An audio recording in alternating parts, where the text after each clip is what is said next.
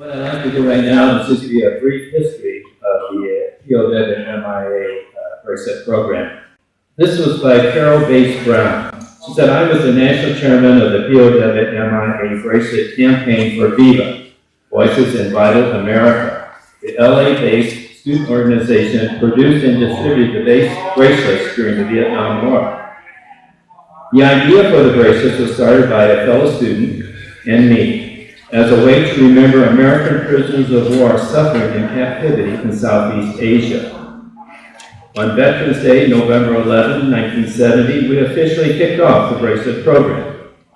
Public response quickly grew, and we eventually got to the point we were receiving over 12,000 requests a day.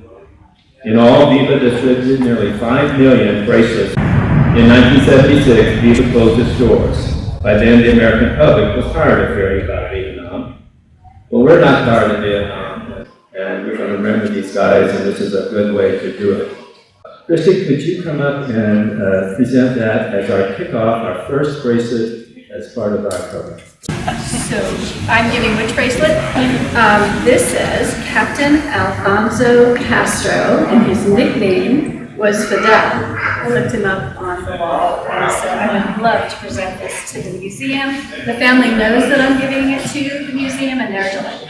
Thank you very much. I'm Dr. Dave Thompson, volunteer here at the Palm Springs Air Museum, and a member of the board of directors.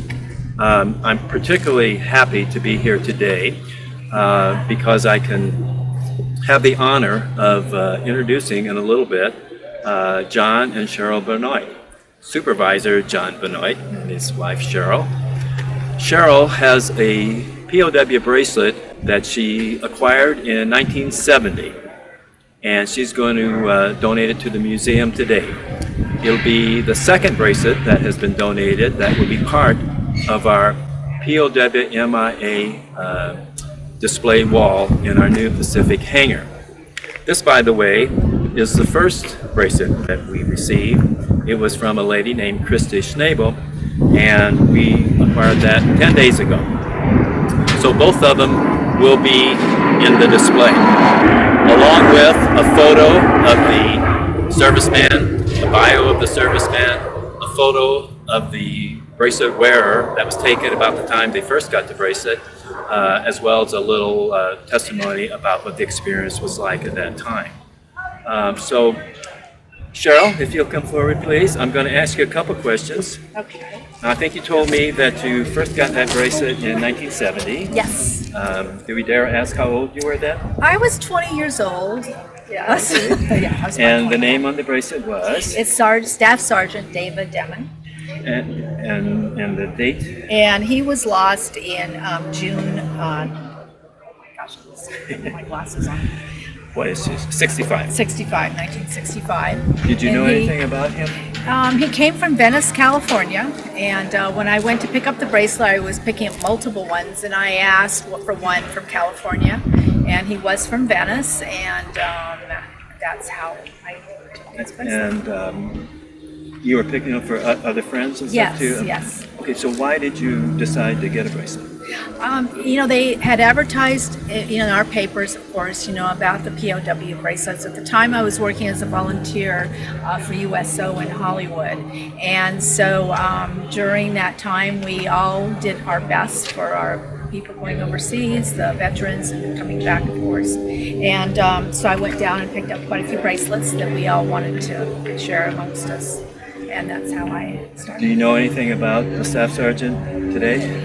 At this point, the last correspondence that we've received from the Department of Defense, the Army, of course, is the fact that he was lost. They did do interviews with people that they felt had seen the bodies come ashore, and they were buried, and in the process of digging and looking, they have not been able to recover anything, but they do feel he did die in the crash of the plane. So he was basically an MIA as opposed to a POW. The Right. bracelets were for both. Right. During that timeline, it was obviously anybody who lived through that timeline, there were pros and cons of the whole situation in Vietnam. But we did our bit, and all of us that worked with USOs and did hospital trips and things like that, we took these bracelets and we wore them conscientiously every day, and it was the least we could do. It was something that we could go any place, people would see it on our arm, and it was, it was our badge to give back to the military that we were doing something. Well, thank you for doing that. I know you did that. Okay. Mr. Fred Bell, front and center, please. Thank you so much. Well, you're most welcome. This has been an interesting journey for us in that when we started on this and we started finding out about some of the relics that we have here, the aircraft, the human perspective of this really starts to come out. So what we're really focusing on, it's one thing to do the machines, but it's another thing to tie the people to the machines. And out of the camera here, you can't see, but we have all these docents around us, and many of them were Vietnam vets. And unfortunately, people did not get the recognition. We kind of glossed over the fact of a lot of these men that didn't come back. And the families remember, but nobody else does. So thank you very much for this. It will go in our new exhibit in the Pacific hangar, and we could not do it without you. And you are always such a wonderful person anyway. So Thanks. It's good a to see pleasure, you. and I Thank you know very it much. has a good home in our treasure museum here. Thank And, you so much. Goes from my jewelry box to yours. There you go.